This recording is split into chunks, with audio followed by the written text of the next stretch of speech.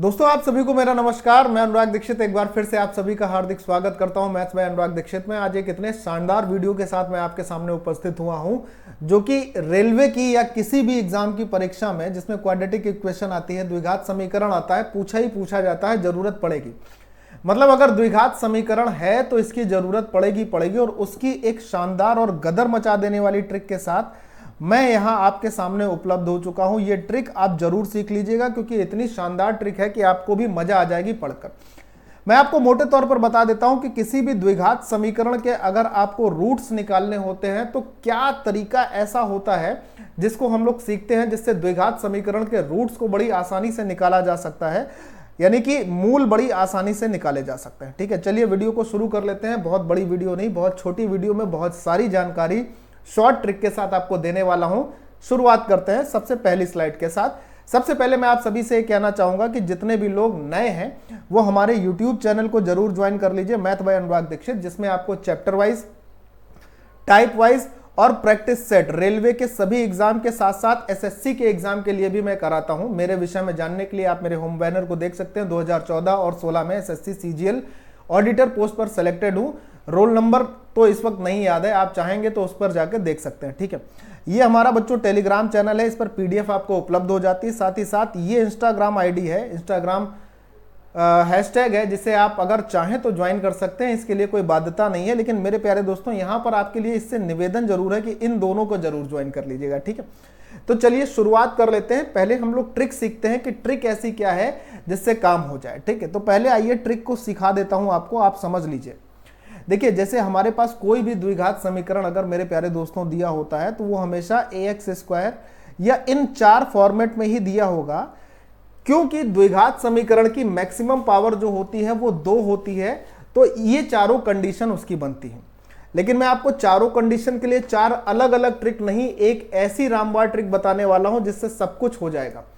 आपको 2 बातों का हमेशा ख्याल रखना है, और ये 2 बातें कौन कौन सी होंगी, जिसमें पहली बात मैं आपको बताने जा रहा हूं, ध्यान से सुनिएगा और नोट्स बना लेना। ठीक है भाई, देखो मेरे प्यारे दोस्त, पहली बात यह है कि किसी भी द्विघात समीकरण में अगर आपके पास x वाला जो टर्म है जिसमें पावर 1 होती है, आप ऐसे समझिए ये x की जगह y भी हो सकता है, z भी हो सकता है, कुछ भी हो सकता है, लेकिन जिसकी पावर 1 होती है उसका गुणांक, उसका कोफिशिएंट अगर पॉजिटिव है, ध्यान से सुनना, मैं फिर से अपनी बात को दोहरा रहा हूं, अगर x का गुणांक पॉजिटिव है यानी कि धनात्मक है, तो मेरे प्यारे दोस्त आप b का और c का दोनों के चिन्ह को चेंज कर देंगे। जैसे अगर यहां पर ये पॉजिटिव है तो आप b का चिन्ह चेंज करके माइनस लगा देंगे और c का भी चिन्ह चेंज करके माइनस लगा देंगे। अगर यहां पहले माइनस होता तो आप बाद में इसको क्या कर लेते, प्लस कर लेते। लेकिन ये तभी होगा जब b पॉजिटिव होगा, यानी x का गुणांक अगर पॉजिटिव है तो b और c दोनों के चिन्ह आपको बदलने होंगे। ठीक, पहली बात याद हो गई। अब इसी का दूसरा पॉइंट याद करिएगा, ये आप नोट कर लीजिएगा, इसको याद कर लीजिएगा, क्योंकि अभी हम जब सवालों में इसको अप्लाई करेंगे आपको मजा आ जाएगी, दिल खुश हो जाएगा, ऐसी ट्रिक है ये। ठीक है, चलिए भाई, दूसरी बात पर अगर हम बात करते हैं, अगर x का जो गुणांक है यानी जो b है, अगर आपके पास वो नेगेटिव दिया हुआ है यानी कि ऋणात्मक दिया हुआ है, तो उसमें b के चिन्ह को चेंज करोगे, सिर्फ b का साइन ही चेंज होगा। अगर यहां माइनस है तो यहां प्लस हो जाएगा, लेकिन c का साइन सेम रहेगा, इसको परिवर्तित नहीं करना है। अगर ये माइनस है तो माइनस ही बना रहेगा। अगर भाई यहां प्लस होता तो हम इसको प्लस ही रहने देते। ये कब होता, बात फिर से दोहरा रहा हूं, ये तब होता जब b का चिन्ह यानी x के गुणांक का जो चिन्ह होगा अगर वो नेगेटिव होगा, तब हमें b का साइन चेंज करना है और c के साइन को क्या रखना है, सेम रखना है। बात समझ में आ गई। ये एक पहले पॉइंट के 2 पहलू थे। अब समझिएगा कि हमने इस चिन्ह के विषय में तो सर पढ़ लिया, इस चिन्ह से हमें यह पता चल गया कि हमको चिन्ह बदलने हैं या नहीं बदलने, लेकिन सर उसके बाद हमारे पास 2 साइन और रहते हैं। ये पॉइंटर खो जाता है, देखो 2 साइन और रहते हैं, एक साइन यहां होता है प्लस का और एक साइन यहां होता है माइनस का। ये वाला जो साइन होता है जो यहां पर स्थित होते हैं, चाहे वो प्लस हो चाहे माइनस हो, ये क्या इंडिकेट करता है सर द्विघात समीकरण में? तो अगर ये प्लस है तो इसका मतलब आपको जोड़कर 2 नंबर बनाने हैं। क्या कर जोड़कर 2 नंबर बनाने हैं। सवालों के माध्यम से अभी आप एकदम स्पष्ट इस चीज को समझ पाएंगे। और अगर माइनस है तो इसका मतलब आपको घटाकर वो दो नंबर बनाने हैं। कैसे करके? घटाने के बाद दो नंबर बताने हैं मेरे प्यारे भाई। ऐसा करने के बाद सब कुछ खत्म हो जाता है और इसके बाद हम लोग सवालों पे चलते हैं। तो चलिए देखिए आप मजेदार तरीके से सवाल को। सबसे पहला स्टेप क्या है मेरे प्यारे दोस्त? एक सवाल में मैं आपको डिटेल समझा रहा हूं ताकि आप पूरी बातों को अच्छे से समझ पाए। सबसे पहला स्टेप मेरे प्यारे दोस्तों आपको यह देखना है कि x का गुणांक कैसा है। आपने देखा सर x का गुणांक हमारे पास धनात्मक है, तो आपको अगर x का गुणांक धनात्मक मिल गया तो मैंने क्या बताया था, अगर x पॉजिटिव है तो b और c दोनों के साइन को चेंज करना है। तो अगर यहां प्लस है तो ये माइनस हो जाएगा और यहां प्लस है तो ये भी क्या हो जाएगा? माइनस हो जाएगा, क्योंकि दोनों के साइन चेंज करने हैं। अब देखो यहां पर अगर एक्स स्क्वायर का गुणांक आपको कुछ भी नहीं दिखाई देता है तो मतलब 1 है। यानी आपको दो ऐसे नंबर ढूंढने हैं, कब? जब एक्स स्क्वायर का मल्टी जो कॉफिशिएंट है अगर वो 1 दिखाई देता है, तब की बात कर रहा हूं मेरे प्यारे दोस्त। तो आपको क्या करना है कि ये जो आपका कांस्टेंट टर्म है, इस कांस्टेंट टर्म के आपको दो ऐसे टुकड़े करने हैं जिनको भाई जोड़ने पर, क्या करने पर? ये वाला साइन क्या बता रहा है? जोड़कर। जिनको जोड़ने पर क्या आता हो मेरे प्यारे दोस्तों? 20 आता हो। अब सोचिए, दो ऐसे नंबर जिनका गुणा करने पर आपको 96 मिल जाए और जिनको जोड़ने पर मेरे प्यारे दोस्तों आपको 20 मिल जाए। दो ऐसे नंबर आपको देखने हैं। तो सर हो गया एक 12 और एक 8। एक 12 हो गया और एक क्या हो गया? 8। देखिए 12 और 8 दोनों को अगर जोड़ेंगे, ये साइन हमें बता रहा है कि हमको नंबर जोड़कर ये वाला नंबर बनाना है। तो 12 और 8 मिलकर क्या हो गया? 20 हो गया। और 12 अट्ठे कितना हो गया? 96 हो गया प्लस के साथ।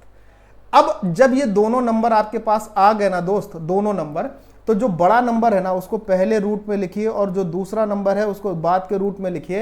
यानी इस द्विघात समीकरण के जो दो मूल बनेंगे, वो एक मूल बनेगा माइनस का 12 और दूसरा मूल बनेगा माइनस का 8। भाई साहब सवाल खत्म। आप में से बहुत सारे बच्चे ऐसे हो गए जिससे ये लग रहा होगा कि एक ही सवाल कराएंगे क्या सर, हमें तो अभी कुछ कुछ बातें समझ में नहीं आई। हालांकि बहुत सारी आ गई लेकिन कुछ समझ में नहीं। ऐसा नहीं, मैं आपको एक नहीं बहुत सारे सवाल कराने वाला हूं, ध्यान से देखना मेरे प्यारे दोस्तों। इस बार x का गुणांक हमें कैसा मिल रहा है? नेगेटिव। तो हम सिर्फ इसी का साइन बदलेंगे तो ये प्लस हो जाएगा और इसके एक मिनट, इसका ही साइन बदलेंगे। एक मिनट, यहां से इरेजर लेनी, ओ शिट, यहां से इरेजर लेनी पड़ेगी हमको, यानी कि रबड़ लेनी पड़ेगी। ये एक समस्या आती है इसमें, चलो कोई बात नहीं। हम केवल इसी का साइन बदलेंगे तो ये प्लस हो जाएगा और हमारे पास ये जो साइन रहेगा ना, सी वाला साइन, वो सेम रहेगा। अब देखो फिर से एक्स स्क्वायर का गुणांक 1 है, कुछ नहीं है तो 1 है। आपको दो ऐसे नंबर लेने हैं जिनको गुणा करने पर 84 बनता हो और मेरे प्यारे भाई ये साइन बताता है कि दो नंबर जोड़ने के बाद आने चाहिए। और जोड़ने पर कितना आता हो? 19 होता हो। तो मेरे दिमाग में आता है सर 12 सत्ते 84 होता है और 12 और 7 19 हो जाता है। एक जगह आप पहले बड़ी संख्या लिख देंगे 12 और फिर आप छोटी संख्या लिख देंगे 7। तो दोनों रूट क्या बन गए? एक रूट बन गया प्लस का 12 और एक रूट बन गया प्लस का 7। बोलिए हर हर महादेव। ऐसा नहीं, आगे भी सवालों को अभी कराऊंगा, बहुत मजा आएगी, ध्यान से सुनिएगा। देखिए x का गुणांक नेगेटिव है, x का गुणांक नेगेटिव है यानी माइनस है, यानी हमें इसी का साइन बदलना है तो ये प्लस हो जाएगा। इसके साइन को सेम रखना है, कोई परिवर्तन नहीं करना है, ठीक। अब देखो एक्स स्क्वायर का कोफिशिएंट, एक्स स्क्वायर का गुणांक 1 है। आपको दो ऐसी संख्याएं चाहिए मेरे प्यारे भाई जिनका गुणा करने पर आपके पास 96 आ जाए। और अब यहां पे सुनना, घटाने पर वो नंबर क्या बनाए? 20 बनाए। घटाकर उस नंबर से 20 बनता हो और गुणा करके 96 बनता हो तो आप बोलोगे सर 24 और 4 ऐसे दो नंबर होते हैं। 24 और 4 बड़ा नंबर आप पहले लिख दीजिए 24 और छोटा नंबर आप बाद में लिख दीजिए। तो इस द्विघात समीकरण के दो मूल आपको दिख जाएंगे तुरंत, एक प्लस 24 दिख जाएगा और दूसरा क्या दिख जाएगा? माइनस का 4 मेरे भाई दिख जाएगा। अगले सवालों पर आते हैं। अब यहां पे ध्यान से और देखो, यहां पर सबसे पहले एक्स स्क्वायर का गुणांक नेगेटिव है तो सिर्फ इसी का साइन बदलेगा, इसका साइन सेम रहेगा यानी प्लस ही रहेगा। एक्स स्क्वायर का गुणांक 1 है। दो ऐसी संख्याएं जिसका गुणा करने पर अपने पास 60 आ जाए और जिसको जोड़ने पर अपने पास 17 आ जाए, ऐसे दो नंबर कौन से होंगे? तो आपका जवाब होगा सर ऐसे दो नंबर 12 और 5 हो सकते हैं। बड़े नंबर को पहले लिख दीजिए 12 हो गया, छोटे नंबर को बाद में लिख दीजिए 5 हो गया। दो रूट हो गए, एक प्लस 12 और एक माइनस 5। हर हर हरी, ठीक। नेक्स्ट आते हैं, यहां पर देखिए x का गुणांक पॉजिटिव है। अब अगर x का गुणांक पॉजिटिव है, x का साइन पॉजिटिव है, तो हमें दोनों के चिन्हों को बदलना होता है। ये भी बदला जाएगा, ये प्लस का माइनस हो जाएगा और ये भी बदला जाएगा, तो सर ये भी प्लस का माइनस ही होगा। एक्स स्क्वायर का गुणांक 1 है, यानी हमें दो ऐसी संख्याएं ढूंढनी है जिनका गुणा करने पर 168 आ जाए। और मेरे प्यारे भाई बताइए यहां पर क्या होगा, जोड़ने पर कितना आना चाहिए, 26 आना चाहिए। तो एक नंबर हो जाएगा हमारे पास 14 और एक नंबर हो जाएगा 12। यानी एक संख्या जो बड़ी है उसको पहले लिख देंगे और दूसरी जो संख्या जो छोटी है उसको बाद में लिखेंगे। यानी इस द्विघात समीकरण के मूल अगर निकालने को कहे जाते तो हमारे पास चंद सेकंड में या सिर्फ 5 सेकंड में -14 और -12 निकल कर आते ना। चलिए अच्छा कुछ और सवालों को भी देखते हैं। x का गुणांक धनात्मक है, सिर्फ इसी का साइन चेंज करेंगे, इसके साइन में कोई भी चेंजमेंट नहीं होगा जब x का गुणांक धनात्मक होता है। तो मतलब दो ऐसी संख्याएं जिसका गुणा करने पर 84 आ जाए और घटाने के बाद उसमें से क्या मिले, 25 मिले। घटाने के बाद क्या मिलना चाहिए, 25 मिलना चाहिए और जोड़कर क्या मिलना चाहिए, 84। तो एक संख्या होगी 28, 28 गुणे 3 84 होता है। बड़े नंबर को पहले लिख दीजिए तो -28 और 28 3 84। तो ये हमारे पास वो दो रूट हो जाएंगे इस द्विघात समीकरण के, एक माइनस का 28 और एक माइनस का 3। अब यहां पर जरा इन सवालों पर फोकस करना। यहां पर किन्हीं भी सवाल में x² का गुणांक 1 नहीं हो रहा सर, ऐसी स्थिति में हमें क्या करना होगा, टेंशन की बात नहीं है, सारे वही मेथड जो अभी तक आप करते आ रहे हो और कुछ भी अलग नहीं करना, सब कुछ वही करना है। घबराना नहीं कि कुछ नया आ गया, ना ना, तरीके वही सारे अप्लाई करने हैं, कुछ भी अलग नहीं करना है। बस आप मेरी बात को गौर से सुनना। सबसे पहला काम, x का गुणांक नेगेटिव है तो सर इसी का साइन बदलेंगे, ये पॉजिटिव हो जाएगा। और सर यहां तो पॉजिटिव दिया था तो ये पॉजिटिव ही बना रहेगा। अब देखो क्या है भाई, हम यहां पर पहले देख रहे थे कि x² का गुणांक सर अगर 1 होता था तो हम इसी के फैक्टर करते थे, लेकिन यहां पर अब x² का गुणांक कितना है, 3 है। तो अब इसमें पहले 3 का गुणा करिएगा तो 30 तिहाई कितना हो जाएगा, 90 हो जाएगा। कितना हो जाएगा, 90।